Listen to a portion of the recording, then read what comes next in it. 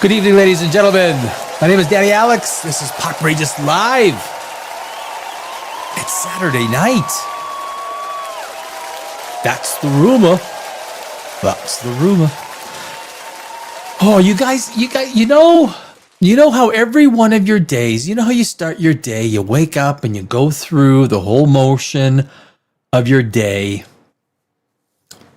And you kind of get this feel, right? You kind of, sometimes you have an edgy day. Sometimes you got a nervous day. Today all day long, I've had this just cruising, nonchalant kind of like kick back, relax kind of a day. And I still feel it. That's what I feel. I have this like,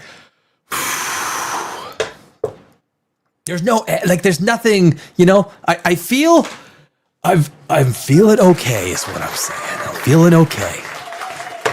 A smattering, a smattering of applause. It's kind of an interesting weekend. You know what? It's Tom Cruise. He's got it's going to be really interesting. You can see our top, Tom Cruise. There he is at the top. He's got a new movie coming out. It's called Digger. Introduced at CinemaCon. It looks interesting. It's the great thing is it's a huge departure. It's kind of right in that vein of Les Grossman in Tropic Thunder. So it looks. We're gonna watch the trailer. We got an article to learn a little bit more about it. Who's saying who in the zoo? But Digger, that's the new Tom Cruise. A lot of people are saying, well, you know what? He's starting to look his age. Yeah, it took a little bit of Hollywood makeup to get him to start looking his age. But Katy Perry, Katy Perry, oh man, Katy Perry and Ruby Rose. Ruby, if you don't know, Ruby Rose is claiming that Katy Perry brushed her muff on her face one night in a nightclub. A lot of evidence coming out to say that nothing really. Why does this? These divas, like, you know what? It's a Street Fighter. The Street Fighter trailer is out. I don't know if you've watched it. I think there's some trailers you just have a good feel for, right? So, Masters of the Universe, for example, I think that one is going to absolutely bomb. Now, you can always be wrong. Nobody knows. But from what everyone has seen, and of course, I grew up in the 70s and 80s. I mean, I don't know. Masters of the Universe, it's not a franchise that's strong enough, if you ask me, to carry its own weight in the 2020s. Street Fighter, so the Street Fighter trailer, we're gonna watch it. I used to play it. I don't play. You know why I don't play video games anymore? Because I have such an addictive personality. My personality is so addictive. When I start playing, especially fantasy, right?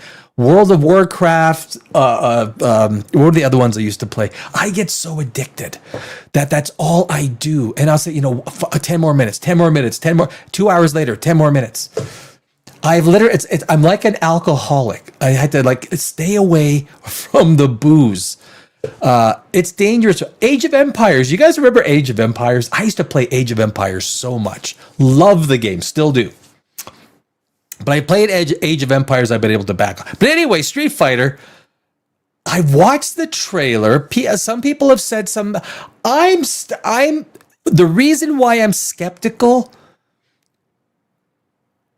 A movie just to watch people fighting.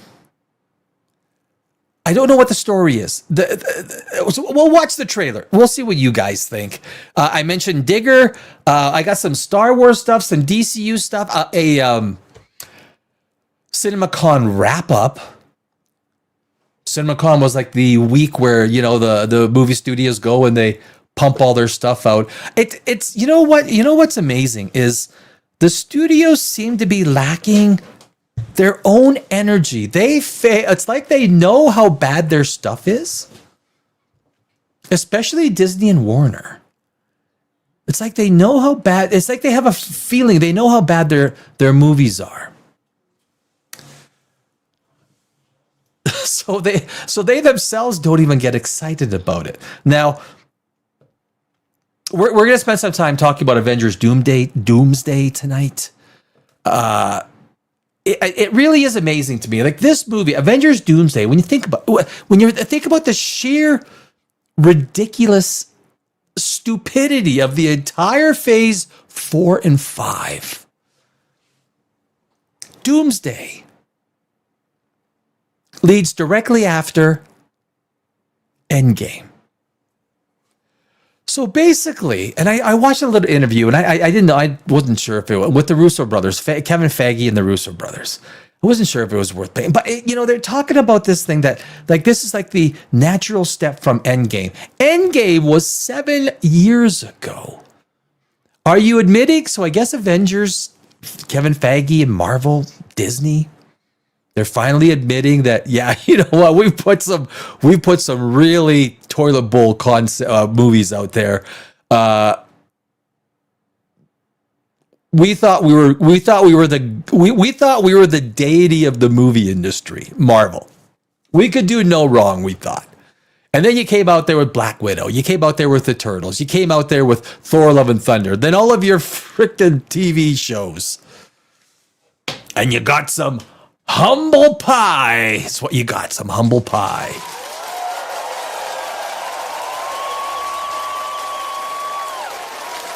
Welcome to Saturday night.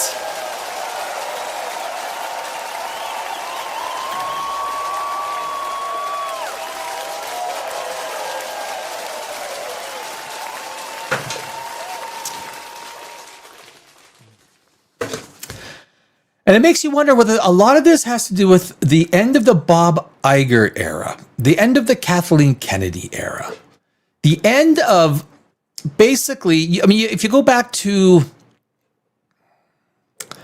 Marvel, the purchase of Marvel, you're going to go back about 17 years. Call it 17, 18 years, if you include negotiations and everything like that. I think the Bob Iger years will look like a plateau of disaster where there could have been some growth. There could have been an absolute establishment of these franchises. We're going to take a look at exactly what Daredevil and Maul Dark Lord are doing in terms of numbers around the world. It's not good. It's not good. What used to be a little bit of promise in some of these, it always goes down the same road with Marvel. It always hits that same storylines where it becomes a female first, a female narrative. It becomes like the male characters are taken out and they're supplanted with female characters. Basically what we've seen since 2020, whether it's female Loki, of course Loki is still there, but all of these characters. I mean, how did Ironheart work out? Had you guys watch Ironheart?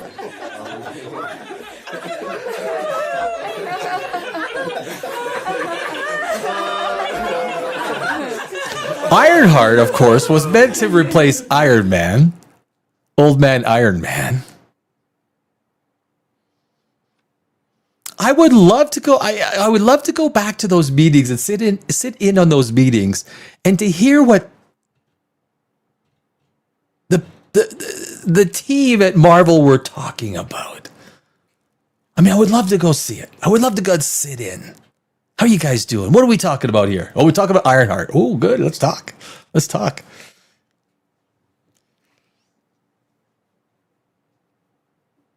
I do not want Avengers Doomsday to do well. I don't think it will. Now, I don't want it to do well because it's a instinctual feeling that I have. Now, if it does do well, that's fine. It's just the progression and how it's done and how it's all been set up the last 7 years, the hubris of this company, how it treats customers, moviegoers, its own fans. If you're willing to treat your customers that way, then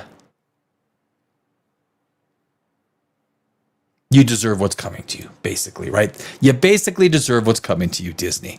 So I don't think, anyway, we're going to get into it. But first off, let's get, so Digger, Tom Cruise has a new, let me set my screen up here. Oh my God. Yeah. Okay, so where are we here? I got the Ruby Rose, Katy Perry stuff. Maybe we'll touch on it later. But Tom Cruise, before we jump into the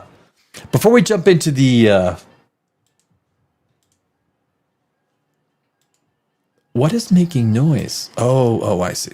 My second, the trailer auto played. So Tom Cruise, Digger. Now he's not showing us. They are so incredibly got the clamp around Tom Cruise's face, getting out as to what his character Digger actually looks like. I have never seen not even one picture. I looked everywhere to find a picture of what Tom Cruise looks like as this character Digger. I couldn't find one. I don't know if they showed one at CinemaCon. I don't think they did. They showed the trailer. But this is kind of like a Les Grossman kind of feel, if you want to analogize it to anything close.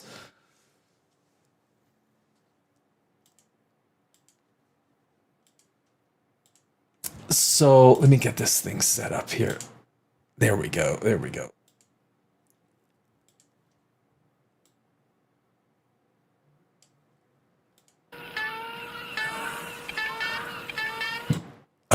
Get this set up here. I think so this is the trailer. Let me pause that. This is the trailer for the new Tom Cruise. It's called A Digger. The Digger. I think that's the final name for the movie. Just Digger. And this is what was released during CinemaCon. And Eliana, he's done The Revenant.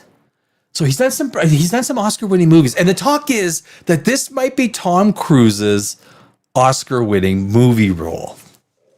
This could be the one. It could be.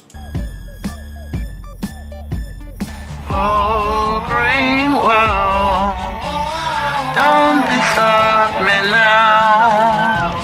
Bring me back to Ballin Town.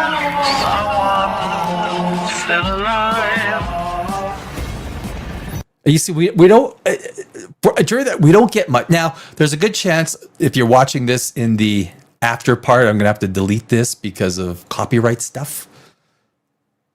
But as you see with this trailer, there's not many clues. It's a comedy.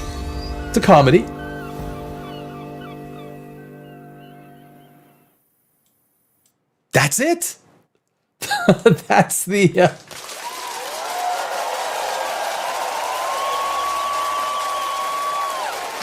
Now, because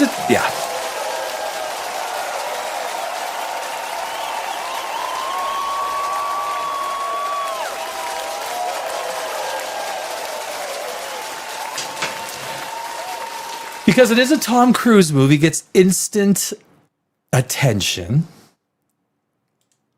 And it should. Let me, so we got, so the trailer basically doesn't tell us much, right? We get a silhouette, a little bit of the feel of who this character Digger is. Like I say, he's very different than Les Grossman, very different. But let me pop this up. Let's go through this together. And so Digger, the Digger trailer at CinemaCon shows Tom Cruise transformed into insane cat-loving billionaire with a big belly, a comb over, and a thick Southern accent. Well, obviously, that is not Digger. That is the actor playing Digger. Tom Cruise ventured into CinemaCon to offer a deliciously demented first look at Digger. His new movie with director Alejandro Gonzalez Iñárritu. It took 40 years for me to be able to put on the boots, of Digger Rockwell, Cruise said before introducing the new trailer.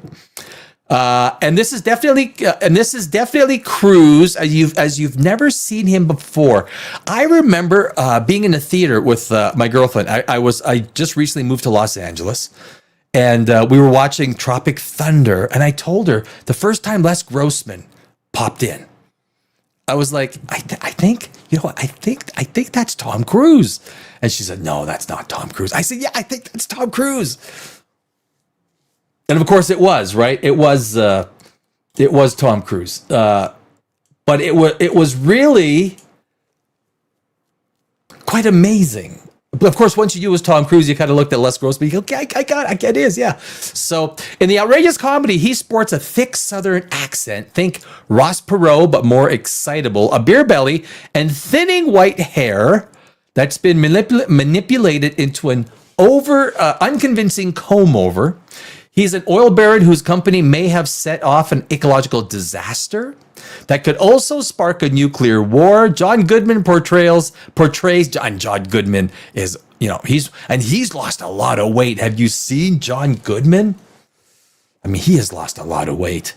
John Goodman portrays an ailing U.S. president who implores Cruise's character to fix the mess he has unleashed. If we can't control the course of nature, all that matters is who has got the balls to win this war, Cruise's Digger declares at one point. Sandra Huller, Michael Stuhlbarg, Jesse Plemons, Sophie Wilde, Riz Ahmed, and Emma Darcy round out the cast, but it's Cruise's stunning transformation that may get the most attention. I think this is Tom Cruise's, look, he is due for an Oscar. I mean, he really is. Is this the movie that gets him there? Maybe. That's what the talk is.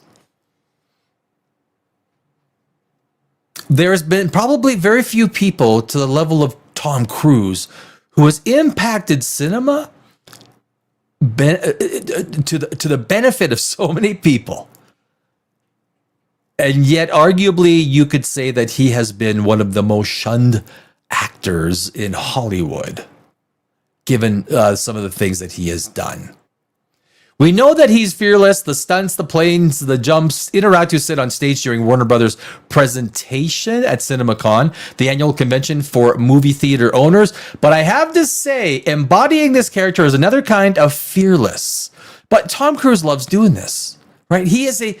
Tom Cruise is a purebred actor. This is what he does. This is what he loves. He loves to transform. I don't know. I think the more he ventures away from who he is, I mean, it's almost like the more comfortable he feels in a way. He went on to praise Cruise's high wire act. Alongside Cruise feeding and stroking his dying cat while walking around his mansion with his gut hanging out, there are shots of planes readying for battle and collapsing polar ice caps. The whole enterprise has a maniac intensity that is reminiscent of Dr. Strangelove. Cruise told the crowd of cinema operators in Las Vegas that he's been a fan of Iñárritu since he saw Amores Perros in 2000. Wearing out his copy of the crime thriller, the two men began discussing a possible collaboration 7 years ago while Cruise was filming Top Gun Maverick, and there is Top Gun Maverick 3 is coming out. It's in the works. That was news. The screen legend drove himself to a meeting in the middle of the night on his motorcycle. It's how I get around, Cruise said. It's much faster and you don't have to worry about traffic. Iñárritu, an Oscar winner for The Revenant and Birdman. Birdman was a good movie. If you guys haven't watched Birdman, I highly recommend Birdman. I watched it. I think twice I watched it. Birdman is a great movie, and it is so innovative from a filmmaking perspective. It deserved. I think it deserved the Oscar that year. Co-wrote the script with Sabrina Berman, Nicholas Giacobone, and Alexander Denelaris.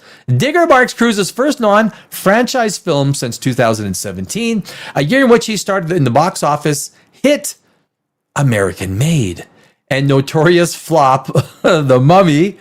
In the meantime, he's been busy with 3 Mission Impossible installments as well as Top Gun Maverick.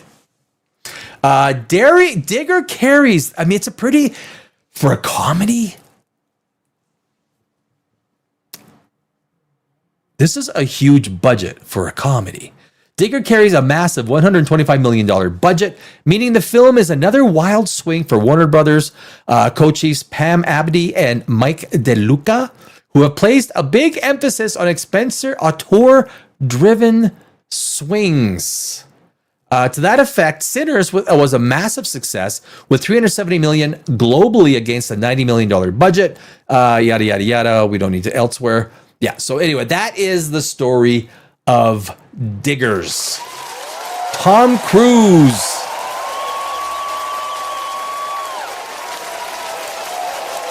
Tom Cruise.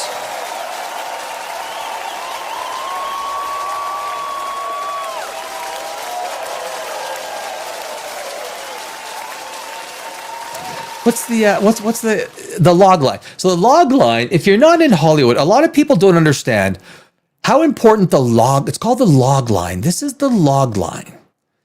When you're a screenwriter, I'm a screenwriter.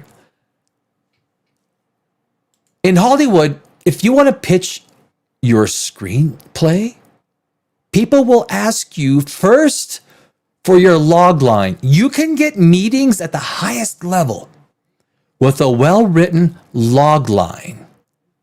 People outside of Hollywood or that they're not in the industry are oblivious to this idea. And they never know or understand why this sentence is as important as it is. When you're in an elevator meeting, any executive or screenwriting person at a studio, they want to know the log line. What's the log line? Tell me the log line. When someone asks you to submit something in Hollywood, they'll ask you, send me the log line. Nobody outside of Hollywood ever talks about it because they don't know. They don't understand. They haven't been inside Hollywood. The most powerful man in the world embarks on a frantic mission to prove he is humanity's savior before the disaster he's unleashed destroys everything. That is a great log line. I mean, that is a great log line. That is. They will spend days, hours, weeks on the log line in Hollywood. I'm serious. There are courses. If you're a screenwriter, there are courses alone that teach you how to write a log line. Nobody understands outside of Hollywood how important this little piece is within the Hollywood structure. It is so important in Hollywood. When you're a screenwriter or you're trying to pitch a movie, you got a treatment or you've got what's called a movie Bible or a series Bible. These are all insider terms on how do you get a movie made or a TV show pitched to a studio exec. But that log line, I'm telling you, man, that is so... but anyway, there's your movie. There's your cast. Diggers. When is the release date of Diggers? Let me check quickly. Release date. Diggers. The new Tom Cruise. October 2026. October 1st. So it looks like it's early October 2026. That's an interesting release date. 30 days before Halloween. So, not the greatest release date. $125 million budget. Guys, there's your, right there. There's your, here's your release date. And October 27th. Yeah, so anyway, that's your, guys, that's, so that's Digger. Tom Cruise, new Tom Cruise movie. You know what? If it's anything like Les Grossman, that character, if it's anything like that character, Tom Cruise is great at characters. He has proven it time from American Made to Les Grossman to so many of his characters that he's performed over decades. I'm looking forward to, I like Tom Cruise. I've always liked Tom Cruise. And I think as time goes along, I actually just like him even more. So Scientology and all, I think he's really put the, But anyway, Digger. There you go, guys. Digger.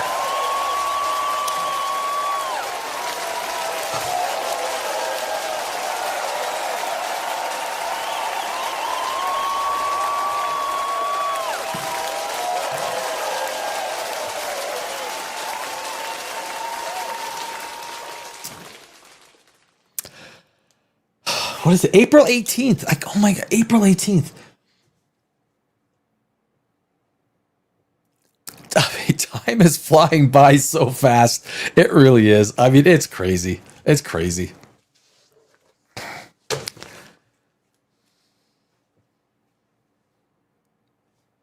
Before you know it, it's going to be Doomsday.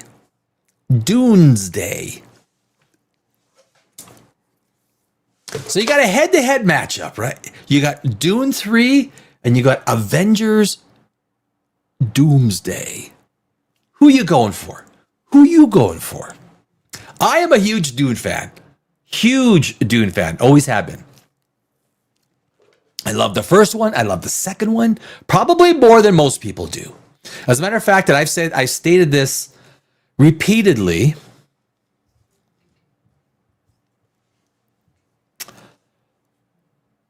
If Dune 3 is as good as it looks, and I'm telling you, man, Dune 3 looks, I think Dune 3 is going to surprise to the upside.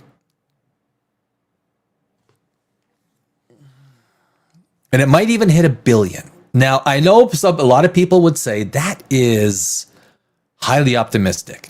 The second Dune was about $350 million more than the first one. It was almost $800 million. And this is the end of the trilogy. There have been a lot more people that have sort of been who now understand the franchise, right? Because of the first two movies. They understand. They're hooked. And the scope and the timing is brilliant. They got 3 weeks in IMAX. If Denis Villeneuve nails it, and if the first two movies or anything that we see is going to be similar to the third one, I'm looking forward to it. So I think Dune will wipe. Look, Doomsday is spending, and I've maintained this from day one, that they are going to spend $750 million from the day Robert Downey Jr. walked out on that stage in the old leprechaun green Doomsday. Old man Iron Man. No one asks, damn, you look like Tony Stark. You look like Tony Stark, brother.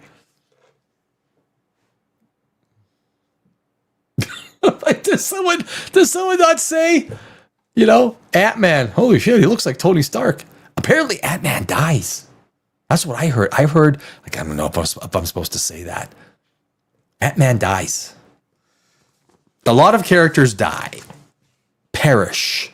They perish in Doomsday. And literally, guys, so Doomsday. It is shocking to me. It is shocking. It should be shocking to everybody. I was watching an interview with the Russo brothers and Kevin Feige. And they were literally talking about how this is literally Endgame ends here. Doomsday. So basically, it's not even implying. It's like literally implying, if I can put it that way, that they are basically writing off phase 4 and 5. Writing it off. Just, yeah, oh, it's shit. It's garbage. No, we admit it. It's trash. We're just going to like, you know, la, la, la, la, la, la, la. Gonna go right. We're just gonna skip phase 4 and 5. Take those two numbers out of the numerical system. We're gonna go from phase 3 to phase 6. All 4 movies. 4 movies. What a disaster. This is gonna be Kevin Feige's legacy. This is gonna be Bob Iger's legacy. Because he didn't have the schnaz, the Schwartz to do anything about it.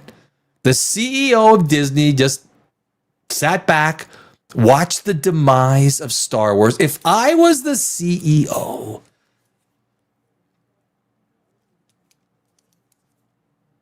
and I have had a couple of my own public companies that I've run, obviously smaller ones, but I worked in the stock market. I had a lot of experience in that idiom. He would have had every power, every ability to make sweeping changes when he felt he needed to. He didn't. That is his legacy. Kathleen Kennedy and Kevin Feige and the entire apparatus that was installed to the destruction of Marvel and Star Wars goes right to the top. It goes to Bob Iger. He had every power to make those changes, but he didn't. He was gutless. After 1 or 2 years of someone underperforming in a publicly traded company, changes are made very quickly. Not at Disney, my friends. Not at Disney. Nope, not at Disney. So what do we have? Let me close. I'm gonna close that. Yeah. We got the digger done. We got the digger done. Digger's all done. Oh, that's Street Fighter. We don't need to talk. Where is the?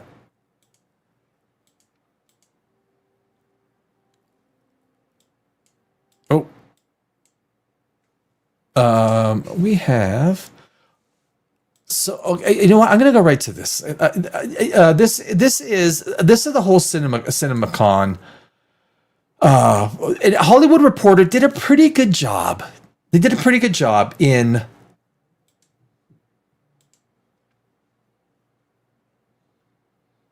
me fix this a little bit here. They did a pretty good job in winding some of this stuff up in CinemaCon. You know what? Let's go through some of these. And I have a few thoughts on some of these things that they talk about. And obviously, Hollywood Reporter tends to be biased in one direction, and I'm not out there to be mean. I just give my opinion. It obviously very often it tends not to be positive in the sense of what some of these movies or producers or studios think of themselves. Hollywood winners and losers, CinemaCon edition. Marvel soars. DC slips. Marvel soars. All right. Avengers Doomsday drops a nuke. Tom Cruise finally ages. David Ellison tries a charm offensive inside the biggest news and booze from 2026's New Stuffed Exhibitor Conference. So if we, let me fix this. Can I fix it?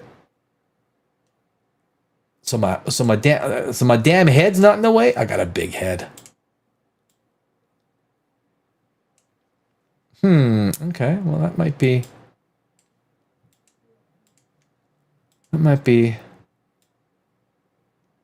Oh, the one. So it's the one time.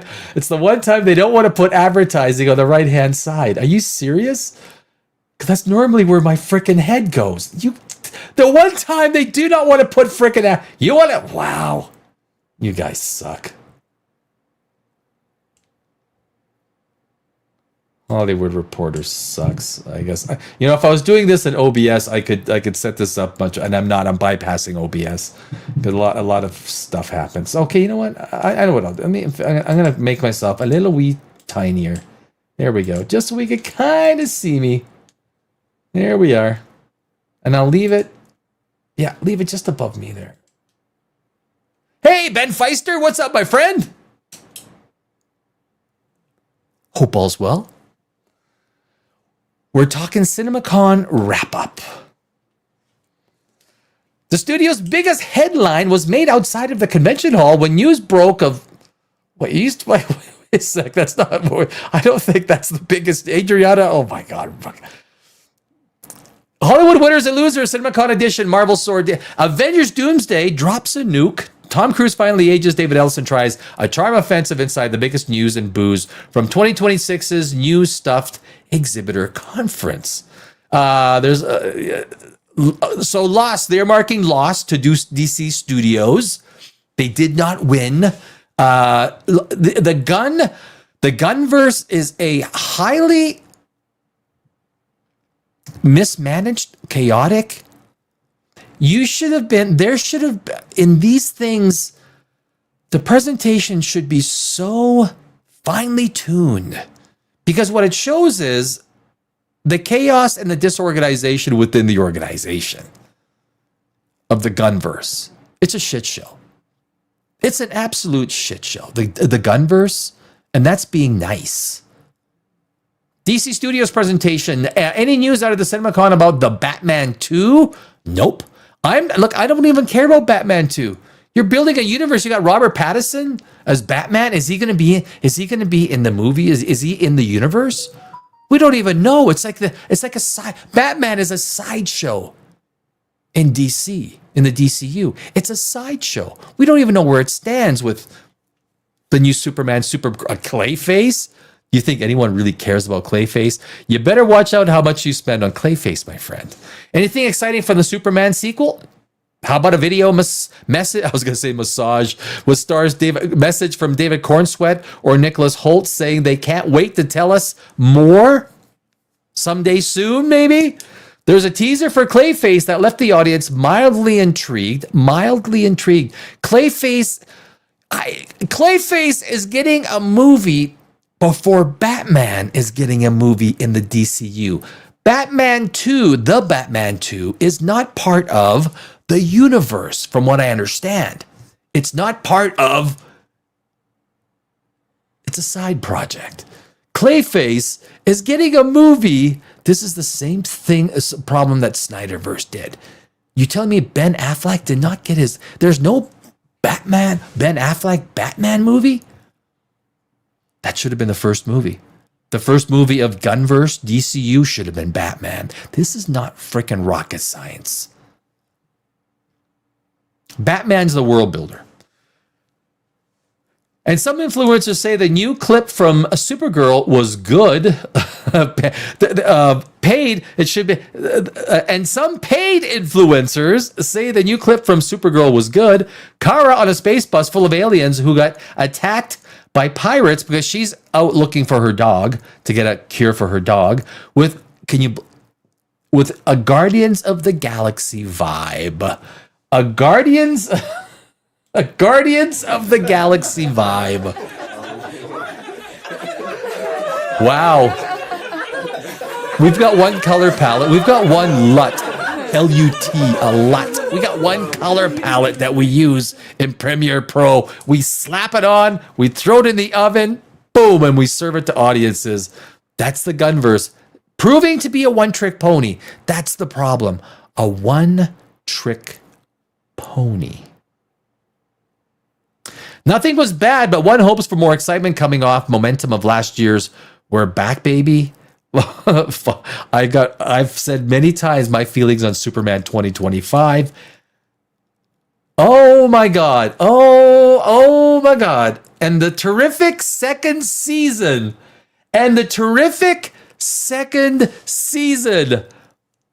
of Peacemaker.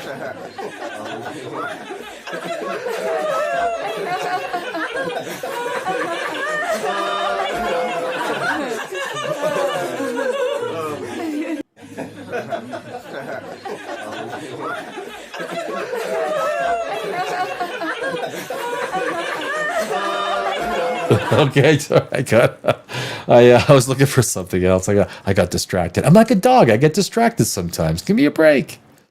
Give me a break. The studio's biggest headline. Let me make it so everyone can see here. The studio's biggest headline was made outside of the convention hall when news broke of Adria Arjona being cast in a mystery role of Man of Tomorrow. Is Arjona secretly playing Wonder Woman? She better be. I don't think she is. She's playing, what's the other one? Gunn is such...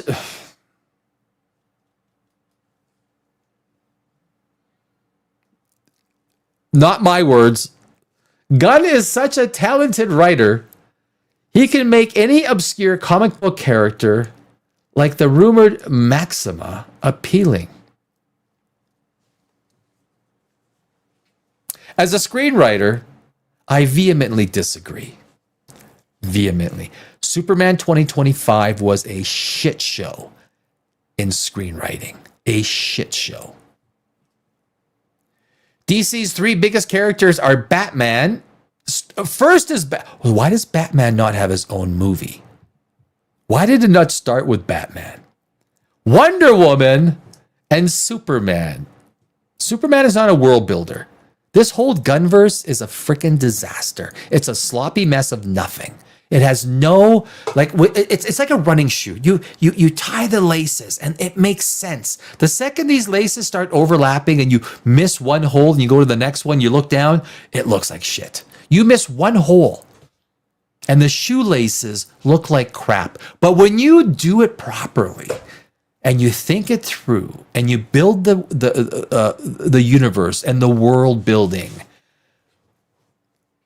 from the perspective of understanding the DC universe, now, I don't understand the DC universe as much as a lot of people do. But if I was a screenwriter, I would guarantee you that I would understand the DC universe if they said, Danny, as a screenwriter, start writing us some, the spine for the DCU. Okay, I'm going to be doing a lot of comic book reading that I haven't read. I'm going to be doing a lot of trying to understand which ones fans loved, which ones are the most compelling, and which ones are going to form the thread of the universe. I don't think none of that's been done here with the Gunverse. None of it.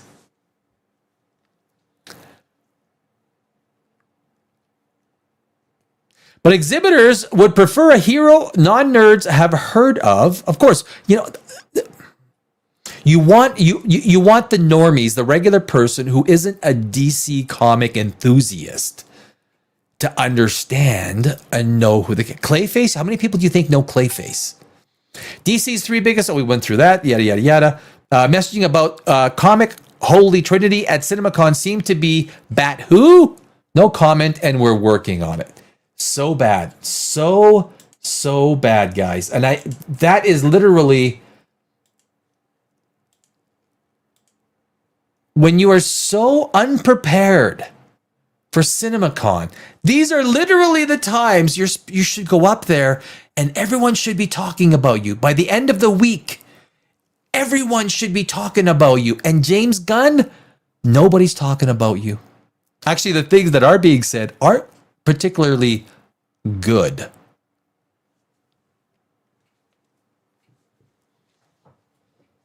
I mean, it's bad. Supergirl is, yeah.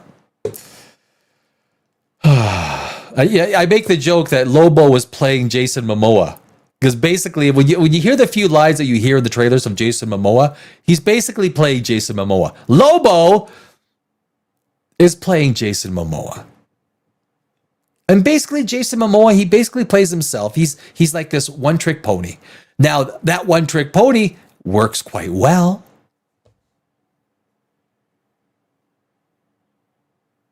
Audiences still like him as that kind of one-trick pony.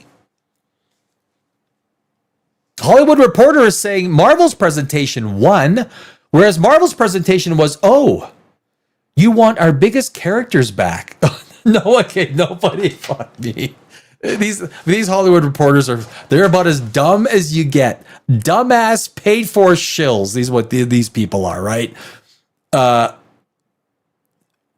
we were hit with, I don't remember 2020, 2021, we were hit with Shang-Chi, we were hit with Eternals, we were hit with what were we hit with? Going back there, Black Widow was the first one that started. Thor: Love and Thunder. Oh my God! Remember? Do you guys remember Thor: Love and Thunder? We were hit with Ant-Man. We were hit with, and then the TV shows. Everything. We started off with WandaVision. We hit with, and you got to do better, Senator.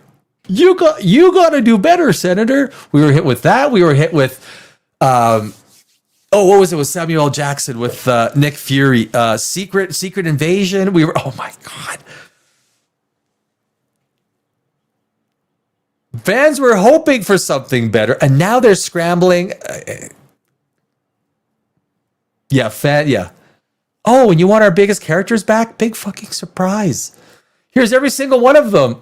And that's the problem. Overcompensating. We're going to throw every single one in there, including the ones we killed off. And apparently in this interview that I watched, on one day, there was 37 on set.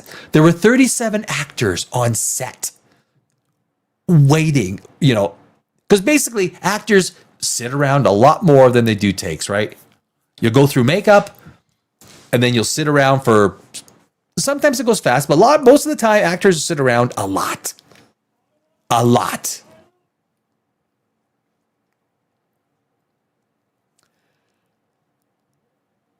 And the actors who swore they were moving on from the MCU, happy? Sure, well, probably throw in the Happy Hogan too. Marvel played the first legit trailer for Avengers Fire Hose of Spandex Down Your Gullet, a film that absolutely needs work to work, as it's from the studio that recently brought you Captain America Brave New World.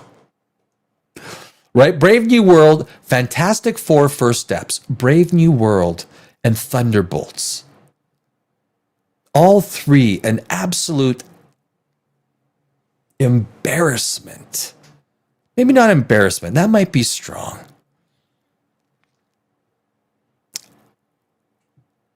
Fantastic Four First Steps was atrocious. I don't want to get into it again. I mean, I will one day. When I need to, but that was an atrocious movie. I mean, I can leave it as the thing was nothing more than a glorified cook and pilot. The thing did nothing. Richard Reeves did nothing. I mean, none of them did nothing except the female Silver Surfer and what's her name? What are you going to do against Galactus? It was a bad movie. There's nothing good happening at Marvel. Let's be honest. Doomsday is nothing good at Marvel. One of the things, this was interesting. One of the things, as a screenwriter, I've been on, being on set and, in the movies and everything like that, what they were talking about, this is crazy. Christopher Nolan would probably pull his hair out if he heard this. The Russo brothers and Kevin Feige were talking about how when they bring actors on set and the conversations start, they start talking about different ways a scene could happen or different storylines and this and that. And then the Russo brothers literally, I should have probably played this. The Russo brothers literally said that when these new ideas come up, we go back to the drawing board and we rethink everything that maybe you're telling me the whole freaking script. If you're going to go, I'll tell you what, if you go to Christopher Nolan, he writes the script. And that's why there's no extra takes in a Christopher Nolan movie. There's no extra takes because the script is the movie. That's Christopher Nolan's philosophy. He writes the movie. He films the movie. And now we've got 2 months worth of reshoots. This, now, if you're running a business and money matters, this just basically shows how ill-prepared you are, how bad your script is. You've got so many voices, and that it goes down to Quentin Tarantino's philosophy of shut the fuck up.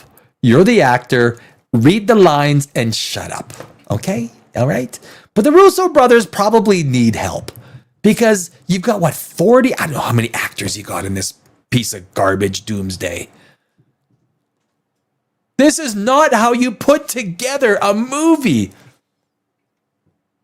This is an absolute shit show. We'll see what comes out. December 18th. Where were we here? Captain Brave New World and the filmmakers who brought you Netflix's The Electric State and Amazon's Citadel.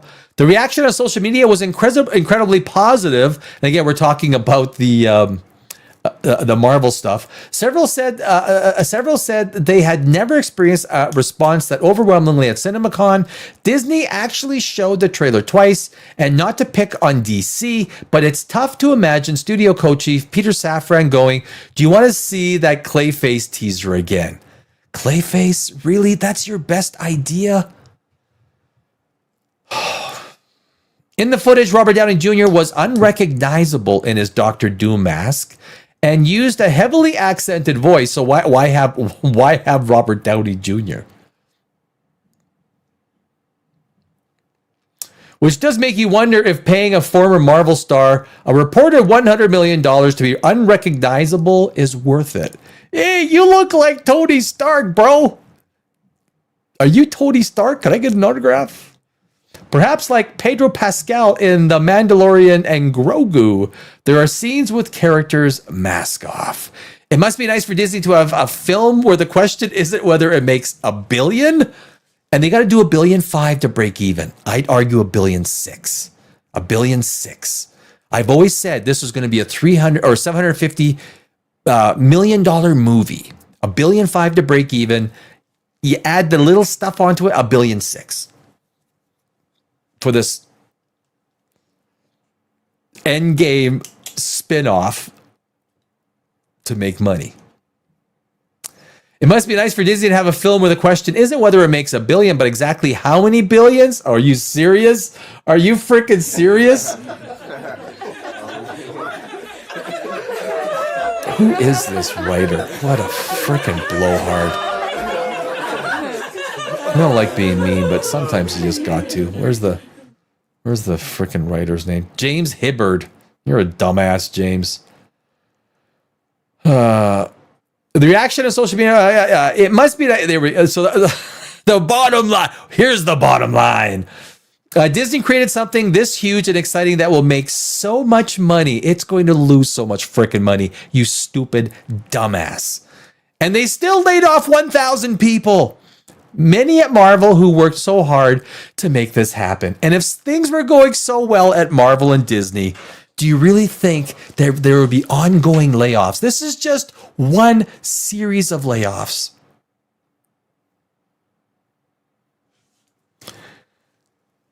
You're not going to convince anyone that Marvel is in the toilet. When I open the toilet, I look down and I see Marvel and Star Wars. That's what I see. That's what I see. How did Marvel and Star Wars get into my shitter? Every time Ben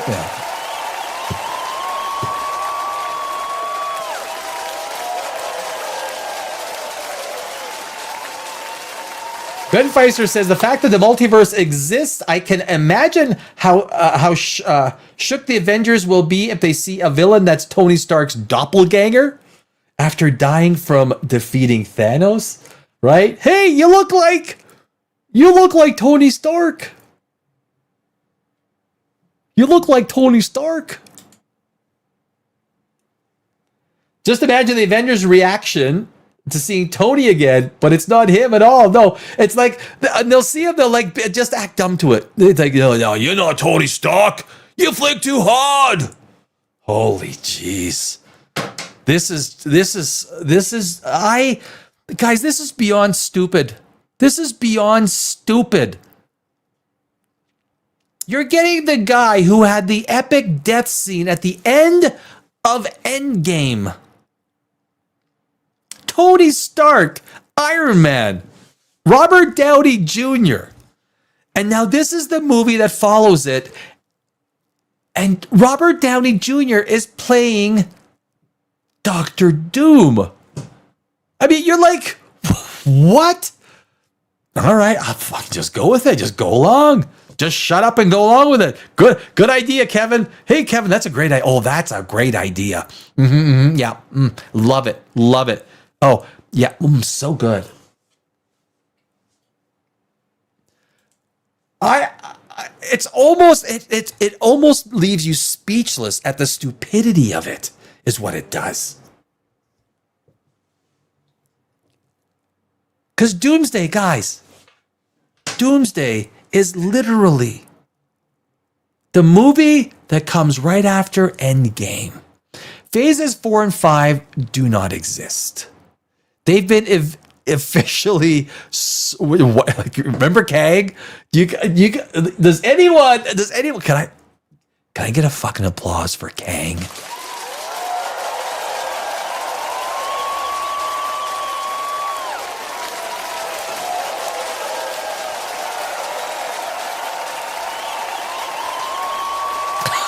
Kang. Remember Ant-Man? Loki season 2. Do you remember? I do. Oh my god. And everyone's going, is this really? This is your answer to Thanos?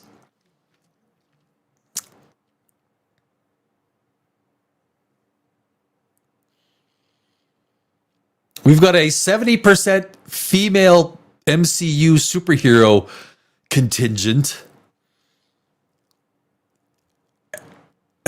And the superhero leading up the guys is Ant-Man. Ant-Man. He's like the new he was the new Captain America of phases 4 and 5. Ant-Man. Apparently he dies in Doomsday.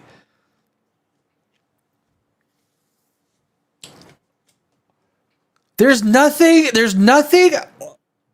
You literally have to, if you're going to say anything nice about Doomsday and Marvel, you literally have to block out and just ignore all the stupidity of the last 6 years, right? You literally have to go la la la la la la la la la Secret Invasion, la la la la Ironheart, la la la la la Wakanda 2, Namor, la la la, not listening to you, la la la la. Yeah, I mean, and now you seriously want fans to get excited about Doomsday because old man Iron Man is playing Doctor Doom? Do you not freaking lay in bed at night go, geez, that does sound kind of stupid, doesn't it? I mean, it does. It kind of. Let me think about it. God, it does sound stupid.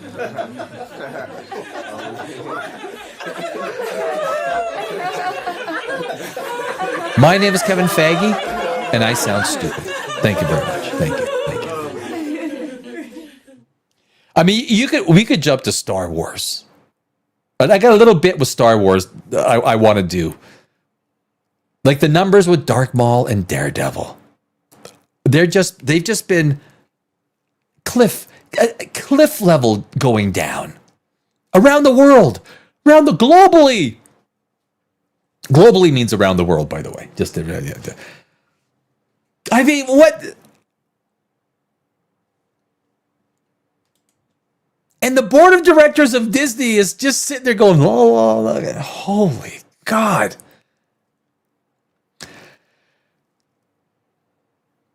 Disney also announced something called Infinity Vision, which sounds like a new format, but it's actually a certification. For the studio to put their stamp on approval on premium format theaters, which meet their high standards for screening Avengers Doomsday. Do you think the average person freaking cares? Do you think the average person even cares about Doomsday?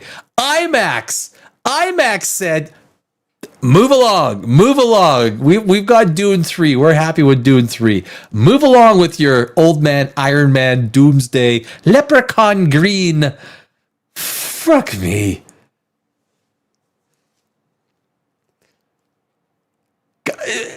Did you? Let me read that again, just to make sure this really hits the frickin' ear and goes into the. Disney also announced something called Infinity Vision, which sounds like a new format, but is actually a certification. Disney is now certifying. The studio will put their stamp of approval on premium format theaters, which meet their high standards for screening Avengers Doomsday. That feels great.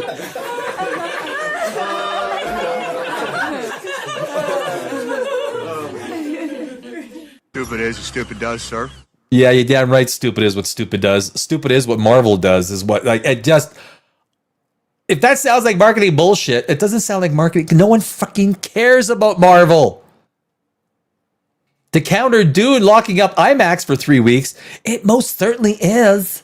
Infinity Vision might as well be called "We're not in IMAX, but please buy a more expensive ticket to watch our movie anyway," because we've got the old Iron Man actor. You guys remember Robert Downey Jr.? He's the old Iron Man guy who died. Well, he's now playing like Doctor Doom because and we're literally skipping the last 6 years and we're going from Endgame right to Doomsday. None of it happened. The last 6 years, guys, understand, we know, and we're not going to tell you in so many words, but literally, guys, the last 6 years of Marvel didn't happen. It didn't happen. Okay? I know. We made some bad choices. It didn't happen. We're going right back to the ass of America, Captain America, Steve Rogers.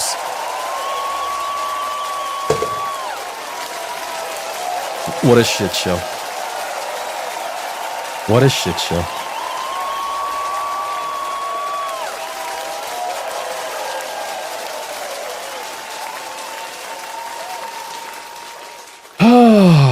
And like that, like the Disney stuff wasn't enough. Have you guys been watching Maul? Shadow Lord? Ooh, sounds really intimidating, doesn't it? I tried to watch the first 2 episodes.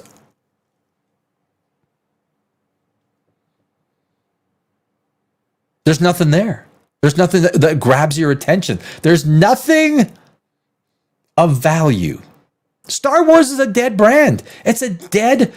It was interesting. I was listening to the guys on Friday Night Tights yesterday, FNT, and they were talking about George Lucas and the whole look. And some things I agree with, some things I disagree with. George Lucas checked out of Star Wars a long time ago. He checked out. He's done. He knows. George Lucas knows where his legacy ends and Disney begins. Does he care about Star Wars now? I'll tell you what, I don't think he does. He cares up until 2012. And as much as he wanted to, I think over time you just get beaten down so much as the creator, as the original director, writer, producer, everything. Auteur of the entire series, of the entire franchise. You realize that you let the baby go. It's the same thing when I sold like my businesses. There's a couple of businesses I spent a lot of years building, and then you sell your business. For about 4 to 6 months, it still feels like yours. Maybe 3 to 4 months, it still feels like yours. Until you realize a year later, it's not, and you don't even care anymore. George Lucas has checked out of Star Wars a long time ago. He knows that the world understands, the entire Star Wars fandom understands, I checked out here. This is where I stop. This is where Disney begins. And where Disney begins, he doesn't care. He doesn't. Well, not unequivocally. Obviously, there's emotional content, right? So you're not going to erase that completely. But he understands his legacy ends where his involvement ends. Star Wars. It's weird Disney presented the first 20 minutes of the first Star Wars movie in 7 years, and yet The Mandalorian and Grogu were almost forgotten once the Avengers trailer played. The final trailer released is the film's best one yet, though Disney notably leaned on John Williams' iconic Star Wars themes to punch the nostalgia button.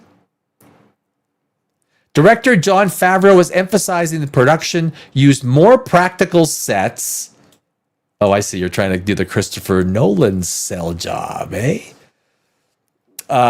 Then Disney Plus show, but one critic said that there are still shots that appear to use the dreaded volume wall, including a scene where each character is speaking to the camera against a blurry background that recreates the feeling of a Zoom meeting. Also, the biggest thing people are talking about from the preview is how it's first Star Wars with opening credits. This is so poorly written. Look, betting against Favreau is probably unwise. Why is it unwise? I forgot the name of this writer. What? And then, look, it's the Hollywood Reporter. The general consensus seems to be if you like The Mandalorian, you will like the movie. But is that enough? It's a TV show disguised as a cinematic release.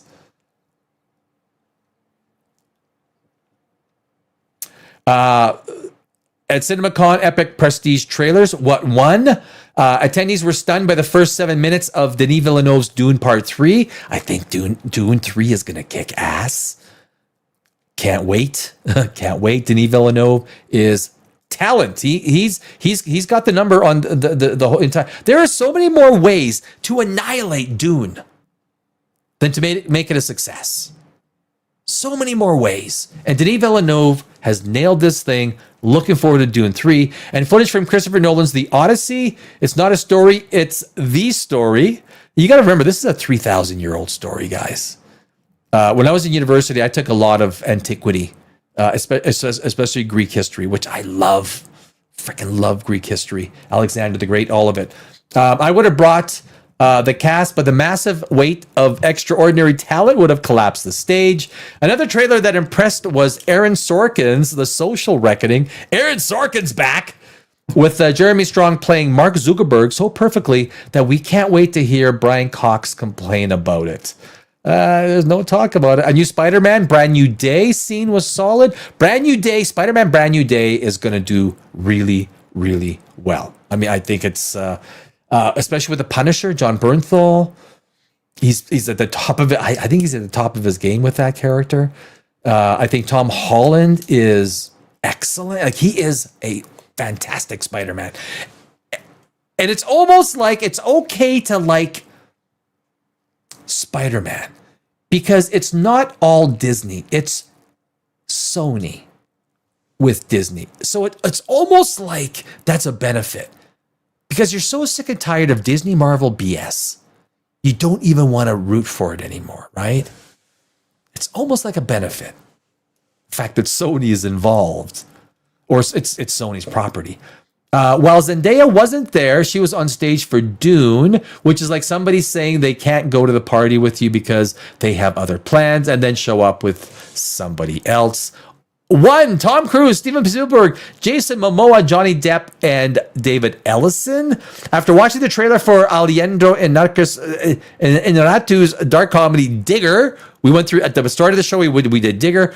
If you guys want to watch that, watch the replay.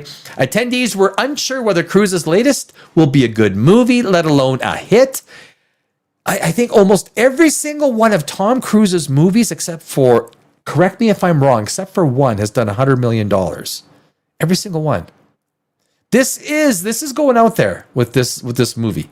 It could be exactly what the doctor ordered in terms of what Tom Cruise has been putting out for the last almost 10 years. This is I think Digger is a much needed respite from what Tom Cruise has been doing. I think it's gonna do pretty good. I don't like the release date, early October. That's a tough release date. Not big on that. And $125 million budget. So basically 125, you got to add $400 million to break even. $400 million. That's a big number in today's, especially for a comedy.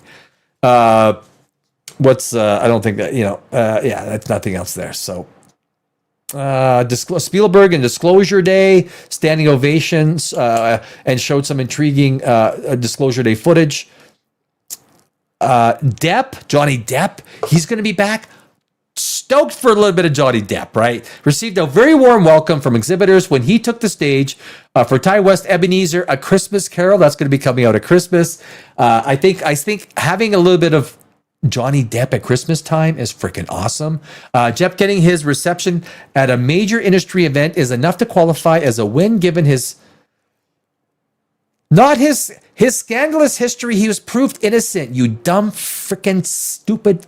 Oh. He was innocent. It went to trial. He was innocent. You dumbass. Let's go find this guy's name again. What a fucking dumbass. James Hibbard. James Hibbard, you're a freaking idiot.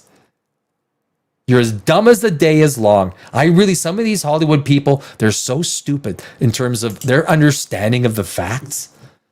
Literally, he was innocent. He won. Oh. Let's just be talking out loud. In his first ever CinemaCon stage appearance, Spielberg, we've been through that, sorry. Momoa was all over CinemaCon. He had Supergirl, Street Fighter. I didn't know he was in Street Fighter, and Dune Part 3. I do like Jason Momoa as, what's his name? Duncan Idaho.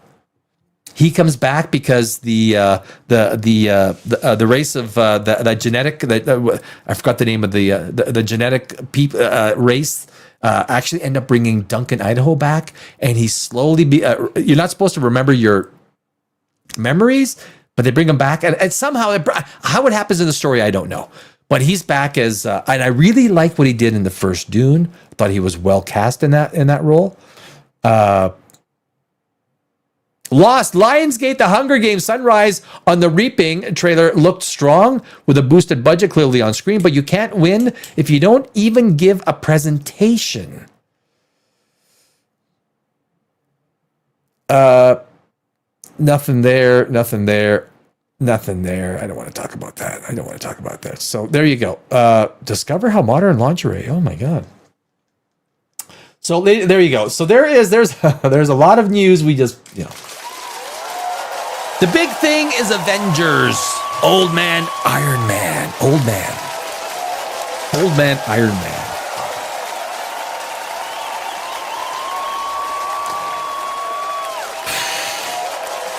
I spent 20 years in Hollywood. 20 years. As a screenwriter. I won hundreds of awards in film festivals around the world for my screenplays. And I never sold a screenplay. I had lots of options. I could have. But I own all of my screenplays. And I am looking at starting to actually put some of my own screenplays out there. On my own terms. Win or lose, at least they'll be on my own terms. Not the bullshit Hollywood ones. Look, and people sell out to Hollywood. I've seen it my whole life, 20 years. I've seen it in Hollywood. People will sell their great screenplays or whatever. They'll sell out to do something because they get a paycheck, because they need the freaking paycheck, because they need to feed themselves. You think Hollywood, the execs at Hollywood they look for hungry people so they can basically extract as much as they can for very little. That's Hollywood.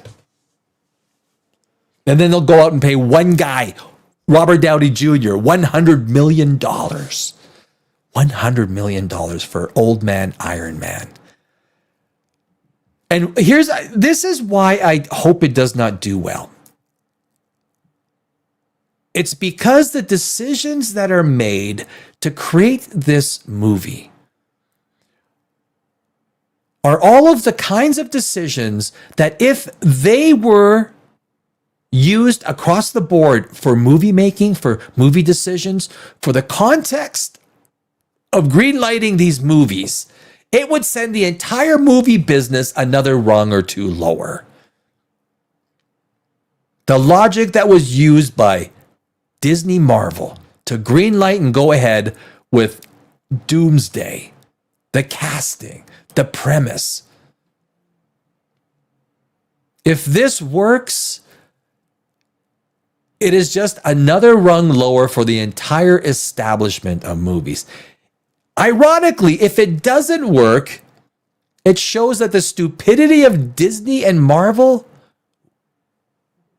usurps the stupidity at the box office once more. And I think that's what's really important. I find it hard to think that the ideas that they for casting and everything else story-wise, look, we're just going to go from Endgame right to Doomsday. We're just going to forget everything that happened. We're not going to explain it or nothing like that. None of it's real canon. None of it's real canon. But somehow you got you got Ironheart and all these other characters that are actually in it. I mean, what a disaster. There's no other way to, if this is how Kevin Feige's term at Marvel ends, it ends as a freaking disaster. And I applaud that disaster.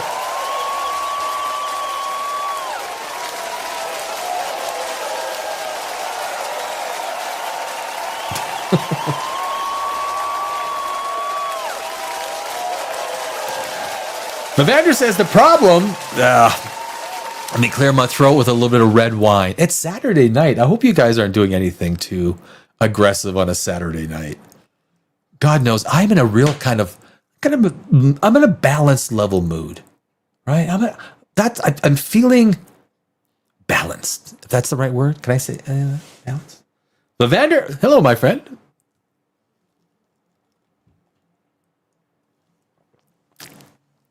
Levander states the problem with this whole MCU is that the stakes are so high you could launch a T-bone into orbit.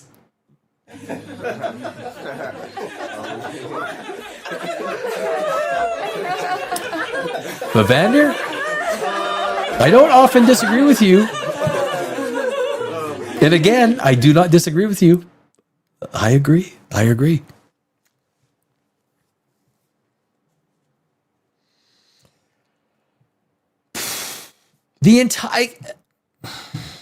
don't want to be repetitive with the whole Doomsday thing.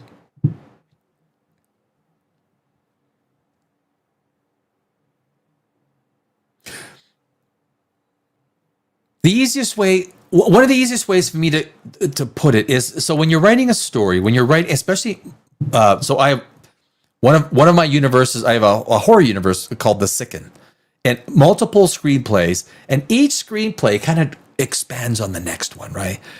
And so you need to have continuity in these characters. And the more they try and Kevin Feige, the more he tries to solve all of his stupid decisions from the past. And this is the same with anything that you do in life. The more you scramble to cover your butt with more and more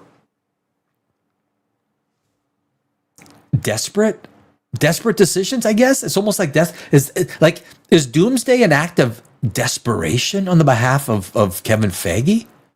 Is it desperation? It comes across that way, doesn't it? It literally all comes across as desperation. I'm desperate. I don't know what else to do. You know what? My best idea is, okay, Robert Downey Jr. popular. La la la la la. I know. He can't. Iron Man's dead. We could go to another universe, right? We've got the TVA. We got Loki. We got the TVA. We got it. We got a new Wolverine in a different timeline. Just go shopping through a few different timelines. You could have found a new Iron Man. But I think, you know what's going to be sweet? I want to see Ironheart. It's like Game of Thrones. It's like Arya, they build up, oh my God, some of the most stupidest payoff. Oh, they build up Jon Snow, right? For how many seasons?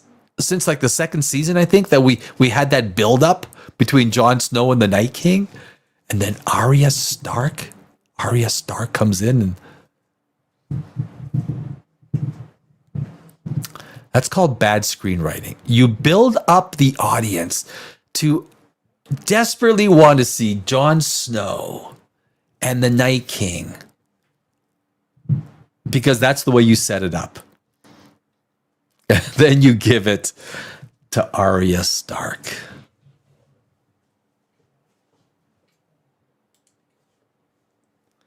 Your horror universe piqued my interest, but then I realized it was spelled with an H. Sicken. No, Sicken. The Sicken. Sicken. The Sicken.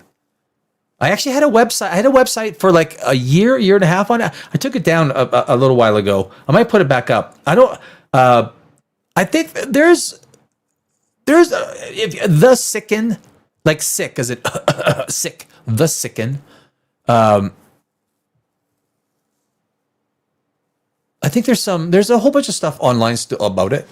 You don't keep, you can't keep the screenplays and stuff. It is at the Library of Congress. It's all copywritten and everything. Yeah. Every screenplay gets, once you've got a pretty good working final draft, it goes to the Library of Congress. You got to protect yourself, guys. If you're a writer and you haven't protected it, don't talk about it. You can't talk about it. Until it gets produced, you generally don't want to talk about what happens in your novel, book, screenplay, whatever it is, until it gets made or you're protected or you sell the rights to somebody else. But usually when you sell the rights, you can't talk about it, right? Not about content, not about the content of it. So...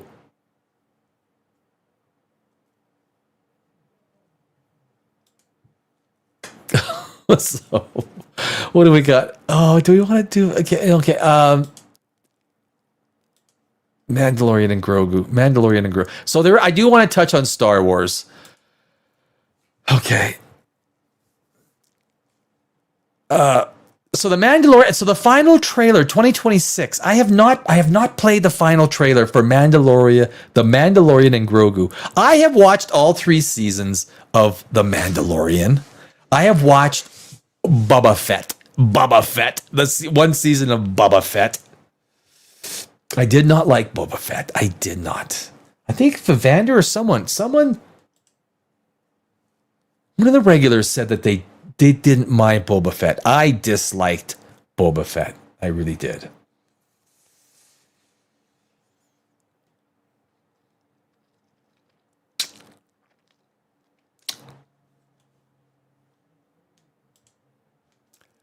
Let me add, there we go. So this is the Mandalorian and Grogu final trailer. Now, if you are watching this and it stops here and goes and we don't show the trailer, it's because it was copyrighted. Disney and Star Wars tends to be pretty good. They're pretty good about allowing this stuff. They're one of the better ones. So we should be okay, but we'll see. Oh, wait a sec. Oh, I got to add the stage. There we go. Okay. There we go. Here we go again. We've all heard stories of the Mandalorian bounty hunter and a child. It's really that, like, as a screenwriter, really? That's how you want to start it? We've all heard stories about the Mandalorian bounty hunter and a child. Like, really? Like, wasn't someone in the writer room that said, okay, can I, any questions? Yeah, can I actually address the first freaking line of the trailer? Really? I only hunt Imperial war criminals. I'll take out every bad guy in your deck of cards. I only hunt in. Okay, Superman. Okay, well, is he joining okay? Is Mandalorian joining the Avengers? Is he joining the Avengers? I only take out the bad guys, motherfucker. I only do the bad guys. Just the bad guys. Just the bad guys. You're a bounty hunter. You do it for money. I only take out the guys where there's a big bounty. I don't care whether you're innocent or guilty. I don't give a shit. I'm here for the money. I'm a bounty hunter. I don't know.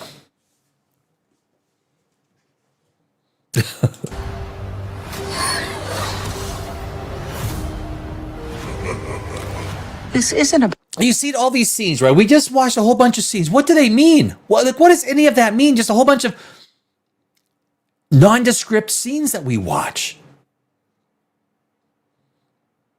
This is a great scene. about revenge. It's about preventing another war. Right. Okay. Before going into harm's way, check your armor first. Okay, guys. So basically, if you... what does Grogu weigh? What does he weigh? 10 pounds? 10 pounds. Armor is meant to protect against kinetic damage, right? Kinetic damage. So basically, back in the old medieval days, you're wearing plate armor and someone's wielding a two-handed mace. It's meant to just... What does it matter if you're 10 pounds and you're wearing freaking armor? This is so stupid and asinine. You think armor is going to protect a 10-pound little, 5-pound little Grogu? Okay, put on your armor because it protects against kinetic damage. We're protecting everything the rebellion fought for. Now that is some, guys, can I just say, that is some serious AI make me freaking young again. Like, seriously, Sigourney Weaver? Good luck. Good luck. Good luck. Damn it. Stop doing that. There we go. Right there. She's what, 70? 70 what? That's AI. That's like, so it... In the editing now, you basically have all these little things that you could set up and you could actually make someone look a lot younger. And that's what they've basically done with Sigourney Weaver. So, because I like, she's as an actress.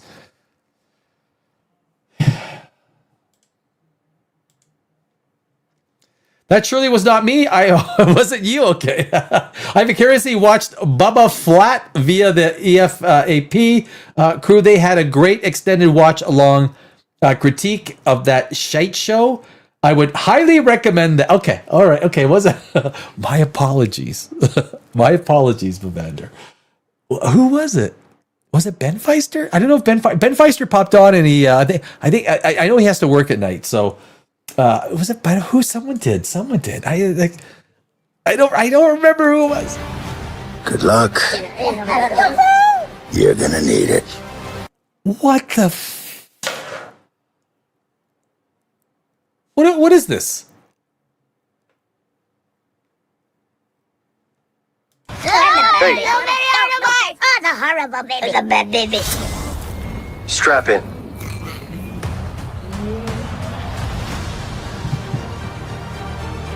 I mean, everything is a one-liner. Have you noticed the dialogue? Everything is a one-liner. There's no constructed even two-line sentences. We need a professional. Hang on. We need a professional. Hang on. Everything is like a 4-word simple sentence. Everything. Do you not notice this? Like when you're doing the trailer, I'd be sitting there in the room going, okay, guys, I'm not going to be like, I'm not going to look, don't. Have we really analyzed some of the dialogue we're putting out there? Every freaking line has been a 4-word simple freaking sentence in this trailer. What happens when you're not there to protect him? Oh, there's one that was a full sentence. You good? You good? Same thing. You good? 2 words. Incredible, guys. This is just absolutely incredible. I'll be right behind you. There it is again. I'll be right behind you. Okay, there's 5 words. 5-word sentence. Everything's a one-liner. Go. One word. Okay, go. One word. Everything is a simple sentence. They literally. I didn't think they could actually do a one-word sentence. Go.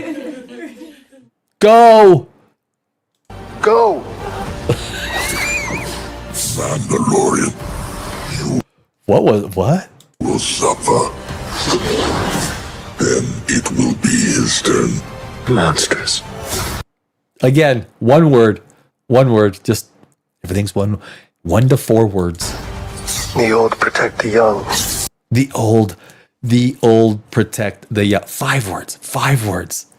Everything's a simple sentence. Nothing is more than basically 4 or 5 words. And then Let's look at it. Oh, this is another one coming. How many words? and then the young. And that the young. 3 words. That was a 3 word. Protect the old. The young. Protect the old. So that's one sentence broken up to 2 3-word chunks. Honestly, guys, this is one of the things that I would notice if I worked at Disney. Star Wars. I'm like, guys, did anyone notice that every single sentence in this trailer is at the level of a grade 2 student? It's 1 to 4 words. It's a one-liner. Nobody notices this. Nobody at Disney goes, just It's time. that wasn't even that was just a laugh. Not Are you scared? You should be. There you go. And again, are you scared? 3, you should be. 2 3-word sentences. Guy, I urge you to go back and watch that. We can watch it again. Actually, you know what? We'll watch it again full stream. And you listen to all these simple 1 to 4 word sentences. We'll finish it off. Good job, baby. This is the way. This is the way. 4 words. 4 words, 5 syllables. 4 words and 5 syllables. Oh my God, guys. Okay, work with me here. Okay, work with me. I'm going to play this back. Okay? I'm going to play this back. I'm not going to stop. Now, understand, we might have to delete this because we might get copyrighted, but I'm not going to stop it. Listen to all of the grade 2 level 1 to 4 letter word simple sentences. You've got sentences with 4 words in them, and they don't have even more than 5 or 6 syllables. Let's do this. Listen to the dialogue. Let's make lemonade. We've all heard stories of the Mandalorian bounty hunter and a child. And a child. I only hunt Imperial war criminals. I'll take out every bad guy in your deck of cards. Marvel, Avengers, he's coming. This isn't about revenge. It's about preventing another war. That was a full sentence. I gotta give it. That was a full sentence. Before going into harm's way, check your armor first. We're protecting everything the rebellion fought for. Good luck. You're gonna need it. Simple sentences. Oh, the horrible baby. The bad baby. Strap in. Strap in. It's incredible. We need a professional. Hang on. We need a professional. Hang on. What happens when you're not there to protect him? You good? You good? You good? Great dialogue. I'll be right behind you. Go. Go. Go. 1 word. 2. Mandalorian, you will suffer. You will. Then it will be his turn. Monsters. The old protect the young. And then the young. Incredible. Guys, it's incredible. Protect the old. The young. Look at the font. It's time. I remember using that font in like 1998. Are you scared? You should be. Good job, baby. All one-liners. Everything is a This is the one-liner. way. Everything. Look at that 1998 font. Look at that 1998 font. Oh my God, guys, that is literally. So if you watch that, did you hear how everything was a simple grade 2 level sentence?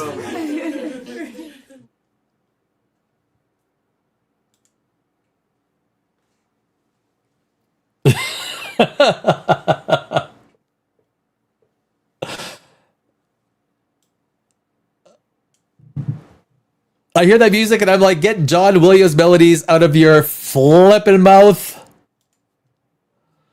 Watching Sigourney Weaver in this slot makes me wish that the Ripley got eaten by the Xenomorph back in 1979.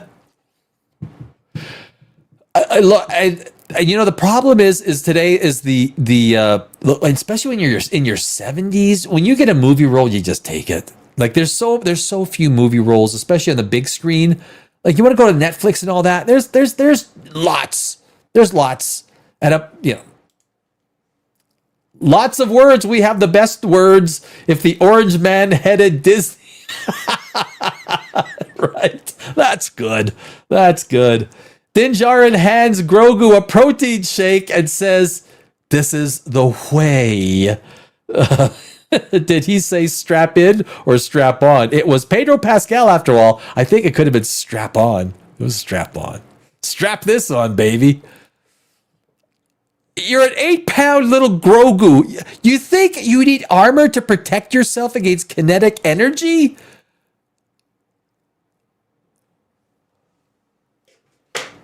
Oh my God.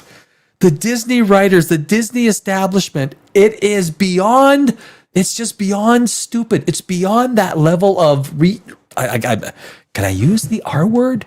Retard?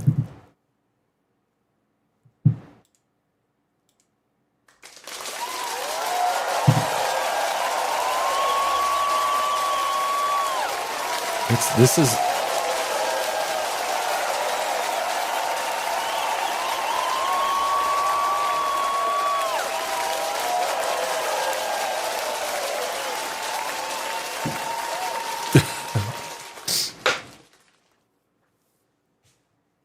All right, let me get rid of this. You know what? I want to do really quickly. I want to do this really quickly because I think this is really interesting to understand. Let's help me help you. Help me help you understand Star Wars. Help me help you understand Star Wars, Lucasfilm Star Wars. Help me. Help you help me? I don't know why I shut that. Yeah. Let's get this. So here, there we go. That was Jerry Maguire, by the way. You guys remember Jerry Maguire? If you haven't seen Jerry Maguire, watch Jerry Maguire. Jerry Maguire is one of Tom Cruise's best movies. I love Jerry Maguire. Great movie. Great movie.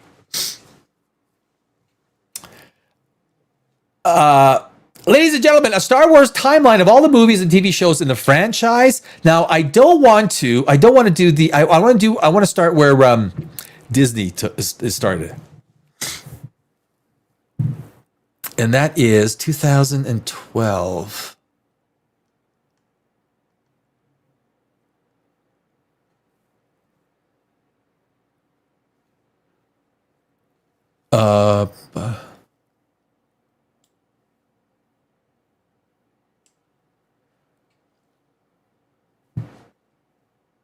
Okay, so, oops.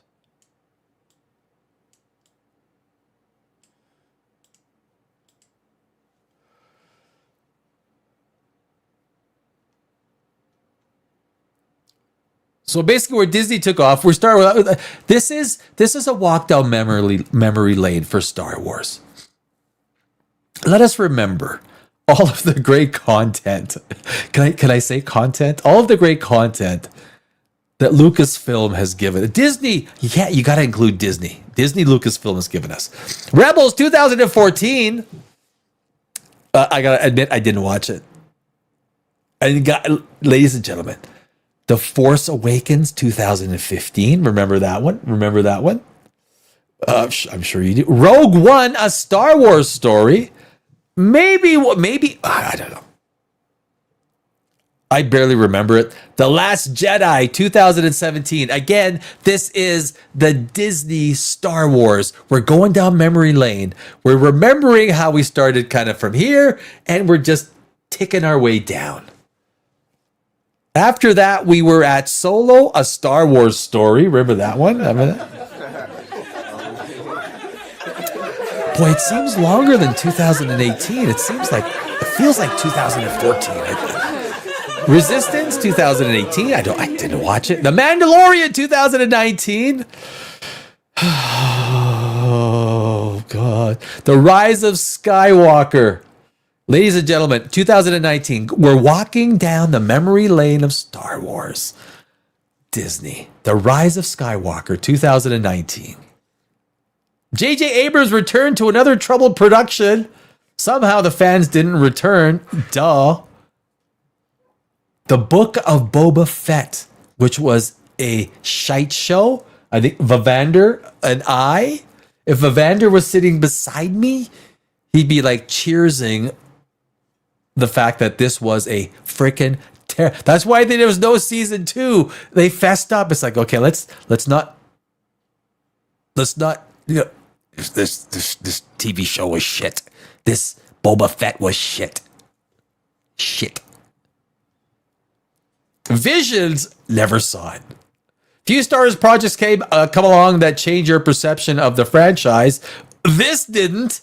The Bad Batch, Cumberbatch, Benedict Cumberbatch, Bad Batch. I don't know what the fuck. I didn't watch it. Obi-Wan Kenobi. Obi-Wan. Obi. I think I meant to hit laughter. I don't know what you. So Obi-Wan Kenobi, there was some promise in this. There was some promise in this TV show. There was like little glimpses but the big swaths of stupidity that utterly took over Obi-Wan Kenobi outshone the little glimpses of, okay, this might be okay. Oh my God.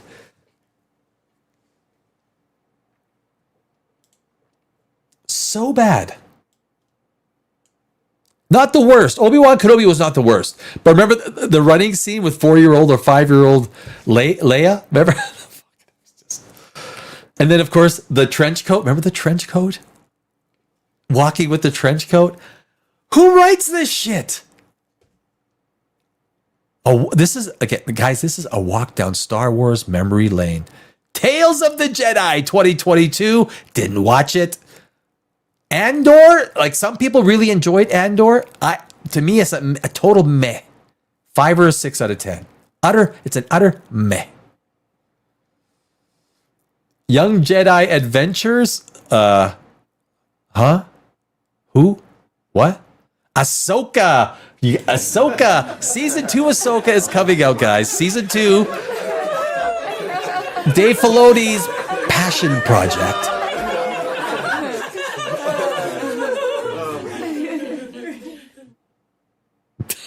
Tales of the Empire. Are those freckles? What is that? I don't know. Didn't watch it.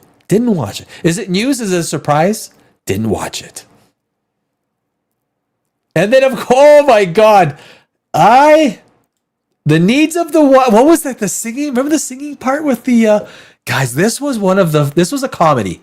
This was a certified comedy. This could have won. If they would have placed this into the TV comedy section, this could have won a few primetime Emmys. That's what I think. It could have, The Acolyte could have won some primetime Emmys. If they just said, look, we didn't plan this to be a comedy, But we get it. It is. It's a comedy. It's a comedy. Remember when what's her name was going to the one guy and he was praying there? And she tried to get through this force field?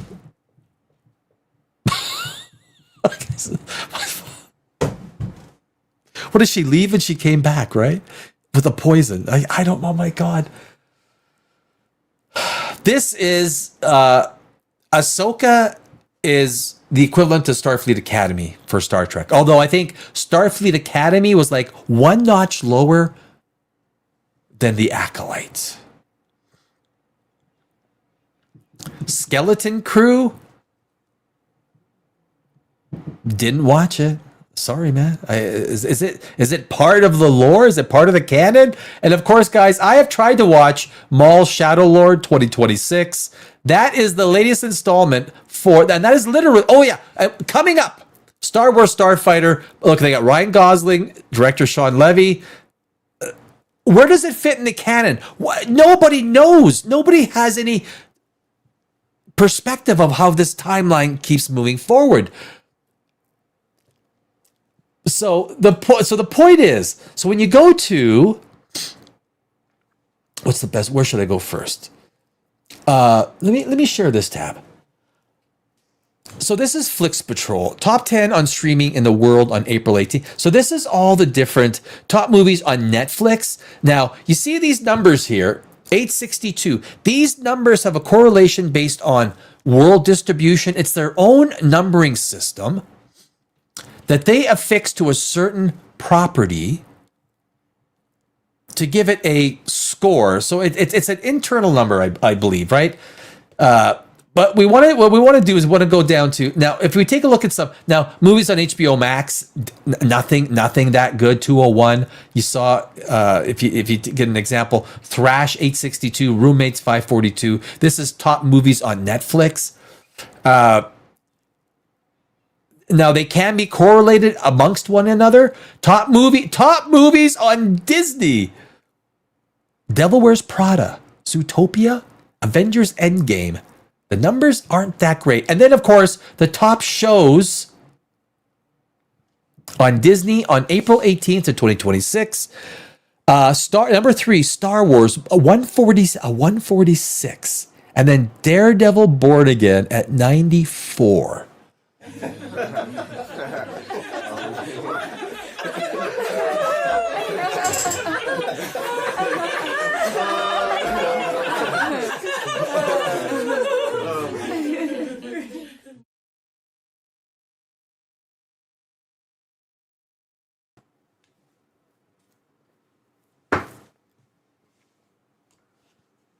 Are they impressed yet?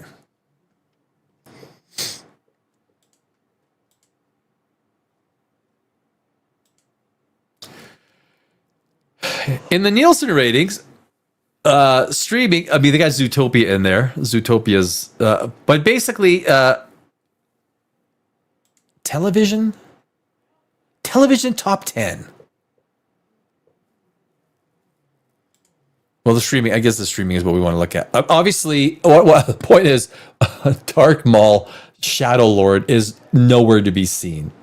Even in Disney Plus is not, their content on Disney Plus, whether it's, there are 2 major TV series right now, Daredevil and Maul Shadow Lord. Ooh. It's garbage. It's not doing well. There was a lot of hope for Daredevil Born Again. And it just keeps getting worse. The 5th episode of Daredevil. I don't know if you guys watched the 5th episode of Daredevil. It was, I had this image. I'm going to put it up. I had this image. Look, I do not like Vincent D'Onofrio. I think Vincent D'Onofrio as Kingpin is freaking terrible. He is absolutely terrible as the Kingpin. Terrible. So I made this screen. On Thursday night, I made this screen. I made this picture. This was my impression of Kingpin during episode 5 of Daredevil Born Again. I mean, it's SpongeBob Kingpin.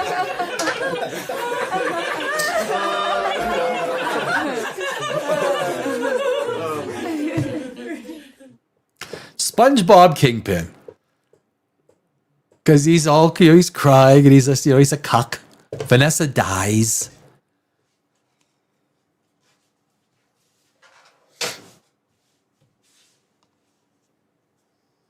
SpongeBob Kingpin.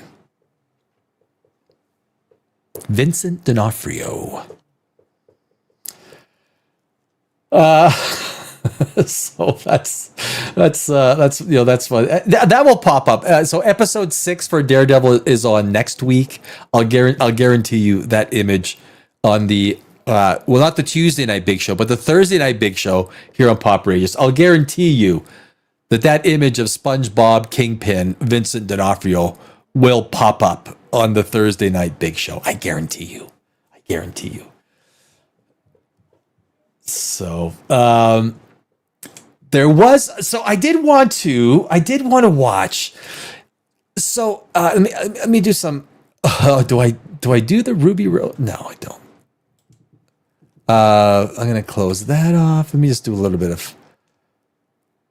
I'm gonna close that off. Do a little bit of get my screens a little closer in. That is done. Release date of Diggers we went through. So the one I don't know. So I grew up with Street Fighter, playing some of these video games.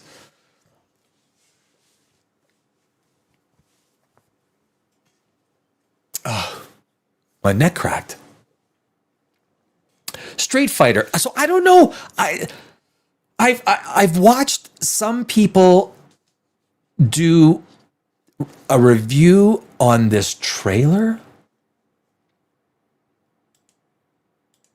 Let me pull it up.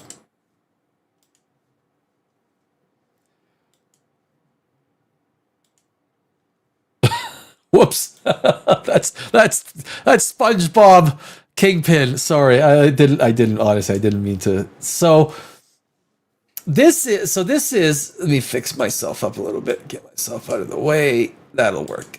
Yep. So this is the Street Fighter trailer. And again, if you're watching this in the recorded side and you don't see the trailers because I had to delete it because of copyright stuff, but we're going to play it anyway. We're going to play it. And some people think it's good. I don't get that same feeling. I don't. It kind of comes across to me as a little bit of Masters of the Universe, which I think is going to absolutely bomb. It's not that bad, but I failed to see a compelling reason why this movie, which I believe had a $200 million budget, what was Street Fighter's movie budget?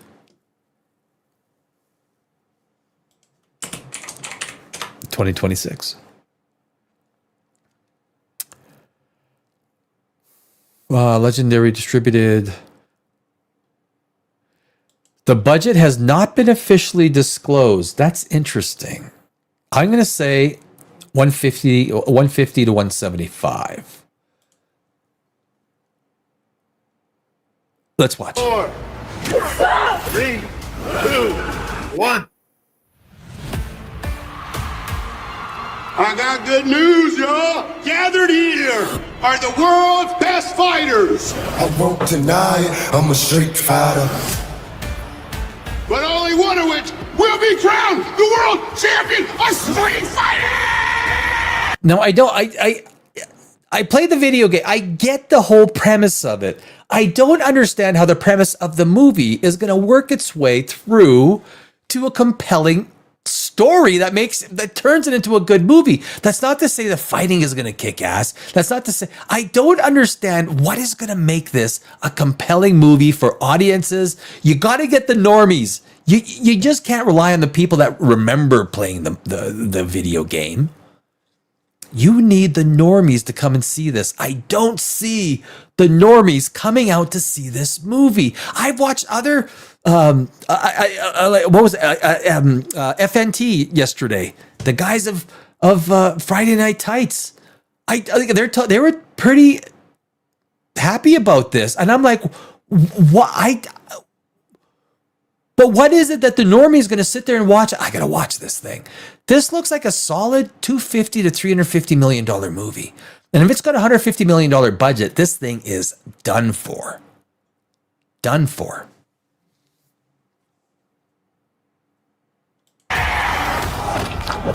You win! Perfect. You're not a warrior anymore, you're a sideshow. What's up, MTV? I'm Ken Masters. This is Like, what story are they trying to tell? Like, I guess the main character is this guy, and he's kind of feeling like so he's being set up as a has-been. I don't see a deep and compelling story here. I don't. your shot at redemption. To my business as a... I'm a street fighter. So are you gonna show? Won't stop you. The path I'm on now is not one of combat. Maybe it's Ken's turn to be champion. I say where we at? We are 1 minute into a 2 minute and 52 second trailer, and there's nothing in this so far that makes me go, okay, this is gonna kick ass. There's nothing so far, nothing. I don't even know what it's How did about. you find me? I know it's about fighting. I'm paid to find champions. Even if they're lost. What if I lose and my life is still? This feels like a 1980s movie trying to be redone by a 1980s director and writing team that hasn't written anything in like 30 years, and they're writing their first project again in 2020, in the 2020s. It's like they're taking a whole year. Like, it feels that way to me. It feels 1980s. It feels uninspired, unenthusiastic. I feel no reason to go watch this movie. None. Trying to get up that great big Oh, that's it. Well, him karaokeing. Okay, I'm sold. I'm sold. Good to see you, old friend.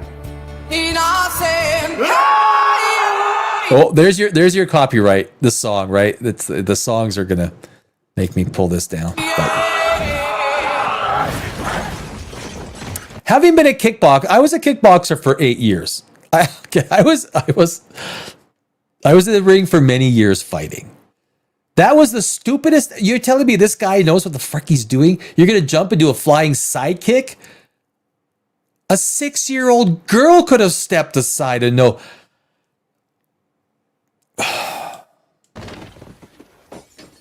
Still reckless. I said, hey, what's going on?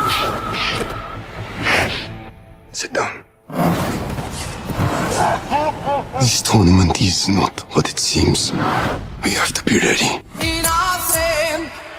There's nothing, everything, scene after scene that I see in this trailer. It screams this movie is on the precipice of bombing. Right up there with Masters of the Universe. This looks like shit. To me, this looks like shit.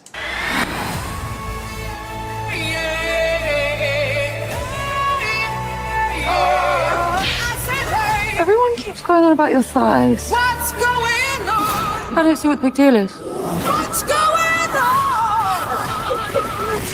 Bitch, please. You know what? It's even the characters. Every character is a caricature. Every character is a cartoon. There's nothing beyond the cartoonism of where these characters were inspired from. Now, that can work if it's kept to that point and it's done in that, in that way that's going to pay homage to that style of movie making. But I don't feel it. This looks like another Masters of the Universe disaster. disaster. I said hey! I said hey! Boom. I said hey! Hey! What's the story about? I have literally, we're watching this thing just like Mandalorian and Grogu for the same reasons. If you did not like Mandalorian and Grogu trailer, there's no way that you could like this freaking trailer, because this trailer is crap. I mean, this is a bad fucking trailer. Like, chalk it up to Masters of the Universe. Like, seriously. That was some abracadabra shit. What's going on? Well, they've got some karaoke going on, so. Was that Jason Momoa? That was Jason Momoa, wasn't it? Fireball came out of Ryu. There's literally no story going on, right? There's no story that's like, except that one dude that's trying to, come back from an old life. There's no story going on. This is the cesspool of Hollywood. We've got no ideas for story. No way to take these old ideas from 40 years ago, 30 years ago, and turn them into compelling storylines. What I just watched for 2 minutes and 43 seconds is that old cliche that, oh, how am I ever going to get those 2 minutes and 43 seconds back? Yeah, I know. I hate saying that stupid line. But this is shit. Perfect.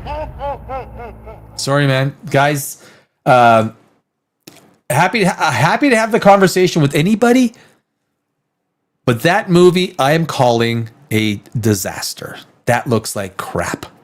Looks like crap. Unless the trailer totally misfires. Totally misfires, and it's a totally different movie than what they just tried to show us there. But that is shit. I remember I spent 20 years in Hollywood, and I like a lot of my editing friends that I used to go through and hang out with them and turn like the old editors back in doing these clips, trailers. Creating trailers was its own business. There were people that did trailers that made big money.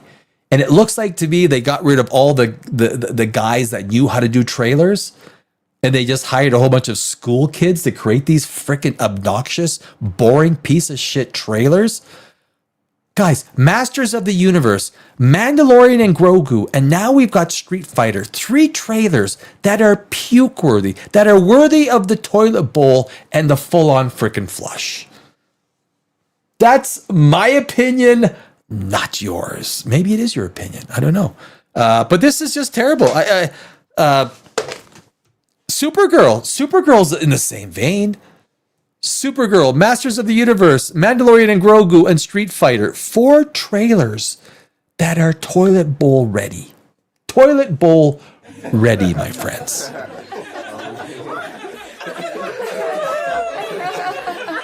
It's terrible. Disney just keeps getting worse, I tell you. Just keeps getting worse. It's because you know what? The real talent that used to be in Hollywood. Look, I moved. It's my 1 year leaving Los Angeles is May 11th. I left Los Angeles after 20 years on May 11th last year. And I knew so many people that were in the business, from editing, screenwriting, to sets, even makeup and catering, to directors, to all. They left Hollywood a long time ago, 1 or 2 years before I left Hollywood. The real talent, the talent that was a fixture in storytelling for decades, they left. Entire massive studios shutting down everywhere. And now we're given toilet bowl trailers like this Street Fighter, like Mandalorian and Grogu, like Masters of the Universe, like Supergirl. Wow. I mean, you know what? I always thought in the toilet bowl stuff went in and gone. I guess the toilet bowl brings stuff up, and they've, you know, I just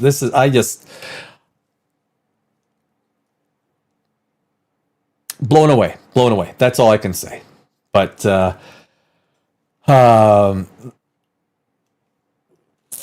where are we here? So I don't know. That's Disney. You deserve everything that you're getting. Everything. You want to treat your customer?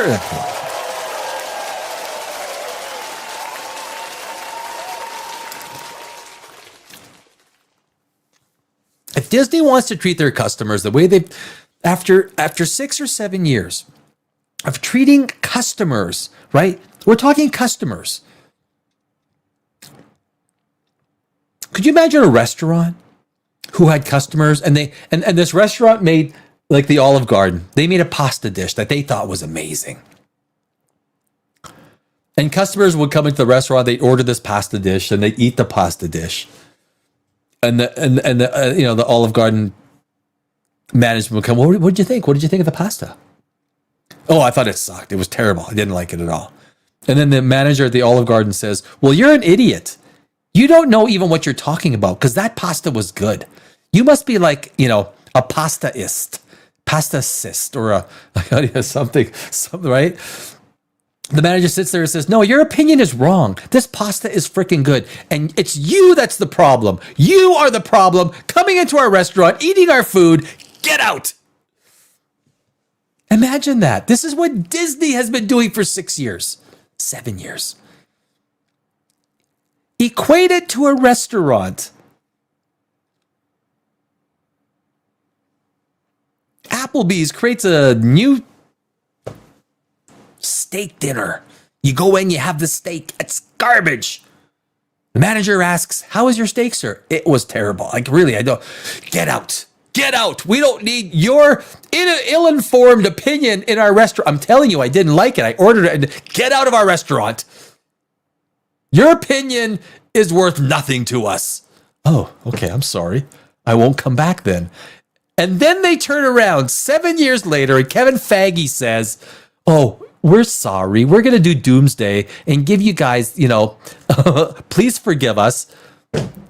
You know, it's incredible. Only in stinking Hollywood does this bullshit even carry its weight.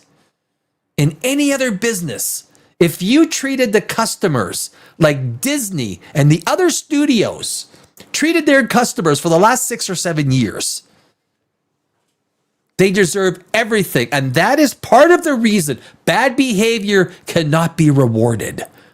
And the kind of bad behavior, the stupidity of Kevin Feige Marvel and Bob Iger Disney cannot be rewarded by just bringing back old man Iron Man and saying, okay, guys, we've got Thor, we brought back Steve Rogers, we've got Ant-Man's coming back. Oh my God. Where's Iron Man? Oh no, he's dead. Oh, he's dead. Well, what oh, he's gonna play Doctor Doom though. He's gonna play an all new character. That's the problem. It's a big problem. I don't wish anything bad on Disney, apart from the reason that they wished bad and did bad because people just voiced their opinion on their garbage that they put out. And now that by default, that Doomsday is Doomsday is Endgame, and then there's Doomsday. That's the sequel. The last Phase 4 and 5 didn't happen. I would have much rather have heard an apology. We apologize to the fans, and we're gonna. You know what? We got some ideas that maybe you're gonna like. Here it is. That would have been better. But it is what it is, guys. That is what it is. We will see December 18th, 2026, Doomsday. I will see Dune 3 long before I will see Doomsday. Long before, my friends. Saturday night, Pop Rages Live at Saturday night, guys. My name is Danny Alex. That's going to be the show for this evening. I hope you enjoyed the evening. Hopefully we had a little bit of fun, a little bit of information. And that's okay if you don't agree. You know what? It's, you don't have to agree with everything. Nobody agrees with everybody 100% of the time. But it is what it is. But after 20 years of Hollywood, award-winning screenwriter, I've done a lot of things. At least making an opinion based on not an emotional stake, but a real pure, from pure storytelling, from the screenwriting. But anyway, that is the show.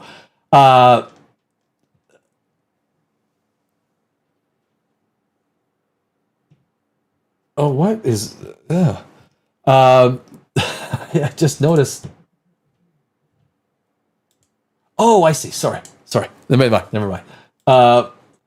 We get to Vavander's got a few comments here. Let me get. The Rinse of Sludge Water was one of the few movies I watched in the theater. Loved watching a flick with my son, but the movie was beyond stupid. Somehow, Palpatine let space horses defeat the Empire. Compared to the last 10 years of Star Wars, Andor stands out. It is one of the better ones, right? Like a 10-pound diamond. Okay, that stands out a lot. At the bottom of a sewage stream, Marvel has no shows that come close to it in terms of quality. A redemption arc should never advertise itself as such. This can't compete with Mortal Kombat 2. Mortal Kombat 2 has Carl Urban and Hiroki Sanada. Tough name. It's always a tough name. And I'm not a proponent of corporal punishment, but if Carl Urban threatened to give me a spanking, I might consider it. Ah, jeez. I do like Carl Urban. Yeah, Carl Urban is... I do like Carl Urban. Agreed. I don't know about the spanking part, Vivander. I don't know about the spanking part. I don't think that's...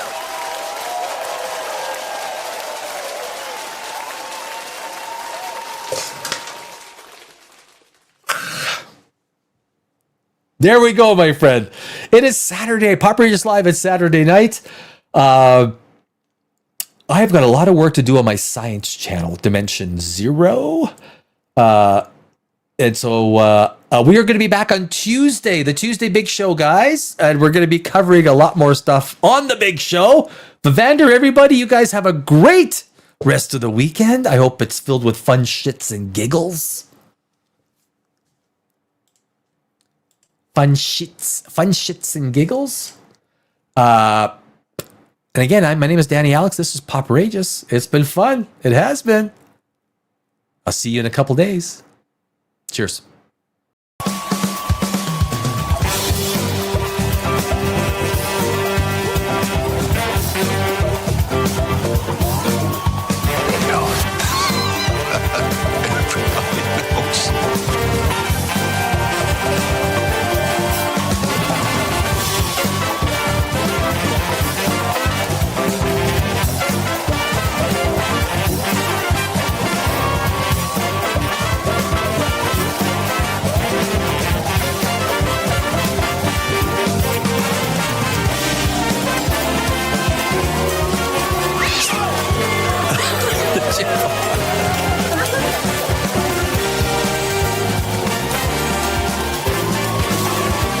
Oh, sorry. You're still there.